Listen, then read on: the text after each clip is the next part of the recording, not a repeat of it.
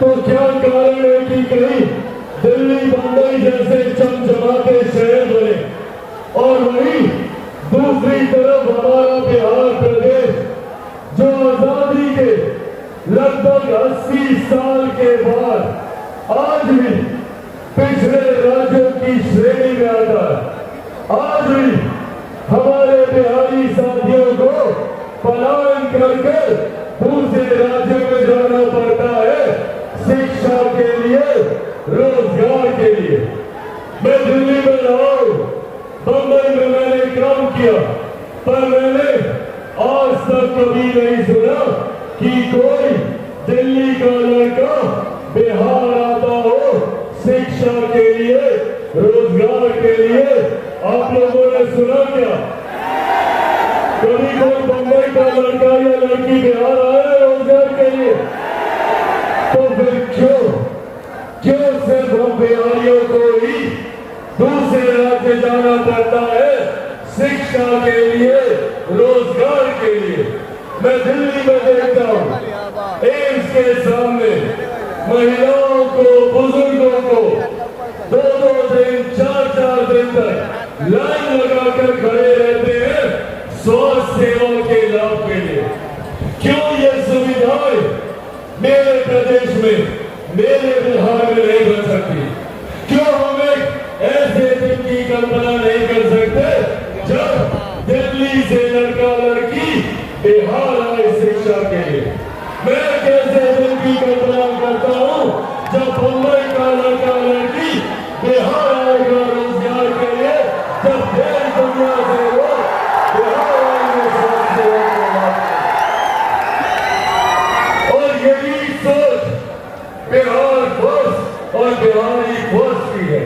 Bihar first, Bihari first यही संकल्प के साथ आगे बढ़ा है कि न सिर्फ बिहार के युवाओं को बिहार में ही बेहतर शिक्षा मिले, बल्कि देश दुनिया से छात्र छात्राएं बिहार आए शिक्षा के लिए। बिहार बस, बिहारी बस कहता है कि न सिर्फ बिहारियों को बिहार में रोजगार के अवसर मिले, बल्कि दूसरे राज्यों से, दूसरे देशों से हमारे युवा साथी बिहार आए रोजगार के लिए।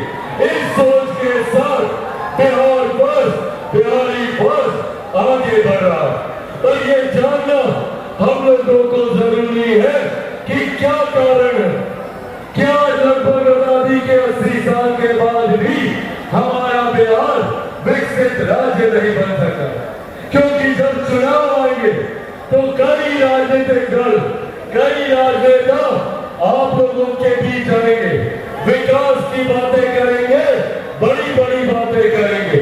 तो पूछिएगा उन लोगों से, पूछिएगा कांग्रेस से, राष्ट्रीय जनता दल जैसी पार्टियों से कि भैया एक लंबा समय हम लोगों ने आपको दिया, कांग्रेस जैसी पार्टी को हम लोगों ने दशकों दिए आजादी के बाद बिहार को विकसित राज्य बनाने के लिए।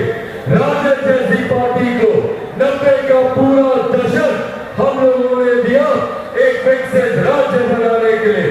तो क्या कारण है कि इतने वर्षों में भी ये लोग बिहार को विकसित नहीं बना पाए?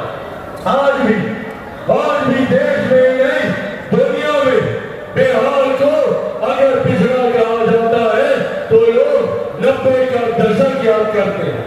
मैंने खुद देखा उन लोगों की आंखों में उस पलायन की पीड़ा को जो 90 के दशक में बिहार छोड़कर गए और फिर पीढ़ियां बीत गई, वो अपने राज्य नहीं आ पाए। आज भी जब हमारे बिहार का कोई युवा लड़का लड़की अगर बाहर जाता है तो उसको इस बात पर शर्म आती है कि जब दूसरे लोग उनको बिहारी कहकर बिहारी शब्द तक को अपमानित करने का काम करते हैं। आज मैं गर्व से, घमंड से, हर मन से कहता हूं कि मैं बिहारी हूं और ये घमंड मैं हर बिहारी की आंखों में देखना चाहता हूं। मैं चाहता हूं कि मेरा राज्य बनिस्बत दूसरे राज्यों के सबसे विकसित राज्य बने। मैं चाहता हूं कि भारत के सबसे विकसित राज्यों की श्रेणी में हमारे बिहार का नाम आए। उस सोच के साथ, उस संकल्प के साथ चिराग पासवान आगे बढ़ने का काम करता है। पर जब चिराग पासवान आगे बढ़ता है तो ये विपक्षी दल चिराग पासवान को समाप्त करने के लिए षड्यंत्र रचने का काम करते हैं। सोचते हैं कि चिराग पासवान को षड्यंत्र रचकर समाप्त कर देंगे। क्या क्या षड्यंत्र रचा? पहले इन लोगों ने सोचा कि चिराग पासवान को इसके परिवार से अलग कर दो, चिराग पासवान टूट जाएगा। नहीं टूटा चिराग पासवान। फिर इन लोगों ने सोचा इसको इसकी पार्टी से निकाल दो, चिराग पासवान टूट जाएगा। नहीं टूटा चिराग पासवान। फिर इन्होंने सोचा कि चिराग पासवान को इसके घर से, इसकी बूढ़ी नानी मां के साथ सड़क पे फेंकवा दो, चिराग पासवान टूट जाएगा। नहीं टूटा चिराग पासवान।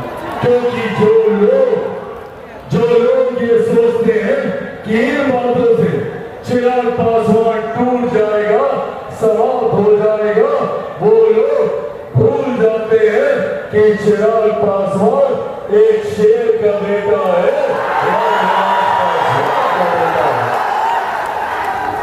भैया ना टूटने वाला हूं, ना झुकने वाला हूं, और डरता तो भाई मैं किसी से नहीं हूं जो बिहार को विकसित राज्य बनाने के संकल्प के साथ निकला। और जब तक बिहार को विकसित राज्य नहीं बना दूंगा, मैं भी चैन की सांस नहीं लूंगा। ये वादा भी मैं आप लोगों से करता हूं।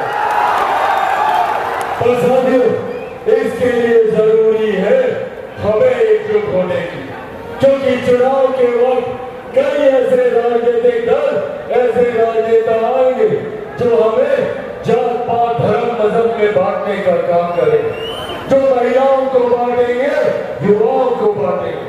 राष्ट्रीय जनता दल जैसी पार्टियां जो अपने एमवाई समीकरण पे घमंड करती है। क्या है एमवाई समीकरण?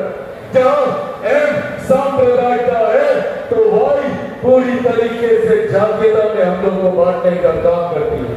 चिराग पासवान का भी एमवाई समीकरण है, पर मेरे एम में महिलाएं हैं जो देश नहीं दुनिया की आधी आबादी है, और मेरे वाई में युवा है जो हमारे देश की सबसे बड़ी आबादी है। इनको साथ लेकर चलने का काम कर रहा है।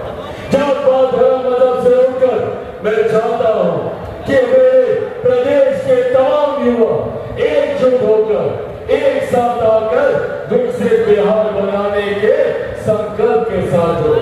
और सोचिए कितनी बड़ी ताकत है इन युवाओं की।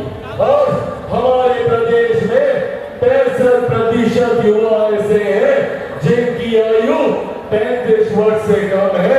अगर हम युवा एकजुट हो जाए तो राज्य तो क्या दुनिया की तस्वीर बदलने का दम हम लोग रखते हैं। जरूरत है हमें एकजुट होने की। हमें जो लोग जात पात धर्म मजहब में बांटने का काम करते हैं उनको करारा जवाब देने की कि कैसे हम लोग एक हो सकते हैं। मैं अपनी मातृशक्ति से भी आग्रह करूंगा, पहचानिए कौन लोग हमारा सम्मान करते हैं और कौन हमें अपमानित करने का काम करते हैं।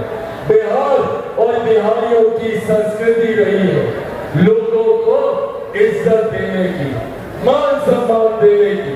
हम तो अपने छोटों से, अपने बच्चों से हम लोग आप कर बात करते हैं। बेटा खाइएगा, बेटा पीजिएगा,